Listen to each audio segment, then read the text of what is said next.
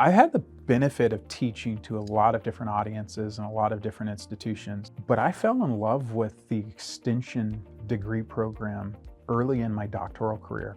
And I think the thing that caused me to fall in love with it is that every single person in the degree program is a person, with meaningful experiences. So we're talking about people who have spent some time in industry doing things.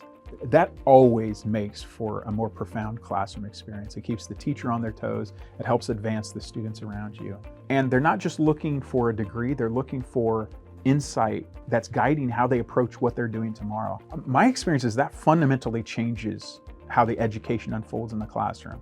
Every great teacher that I've encountered here in our program is a teacher that holds themselves accountable to, this isn't just this conceptual exercise that's about checking a course box for purposes of a degree.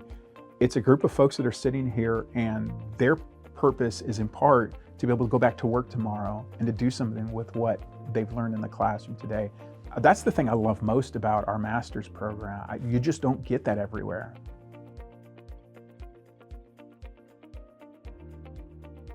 What I think is really unique and different from the typical MBA classroom is that you are going to have every level of managerial experience present in the room, ranging from I have never worked as a formal manager or leader, all the way through to people who are effectively executives in their organizations. That's a really unique group of folks. It's very rare that you're going to encounter that range of backgrounds, and I actually think it's very beneficial for the classroom experience. Most masters, particularly MBA program classrooms, tend to be very, very narrow. The student population in the average MBA classroom, they look remarkably similar to each other in terms of their experiences. I think one of the most beautiful benefits of our classroom is the breadth of managerial and leadership experiences.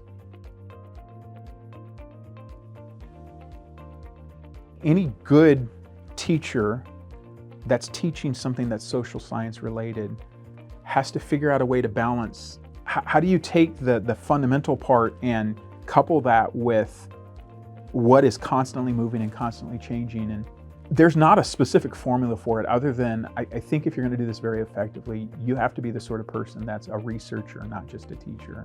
Sometimes it's people who are actively publishing articles in academic journals. Sometimes it's teachers who are writing books and Harvard Business Review, for example, articles. I think you want to look for somebody who's a researcher because that person is reading and studying and they're evaluating, and sometimes they're the ones that are uncovering the critical new insights that we need to be thinking about and talking about.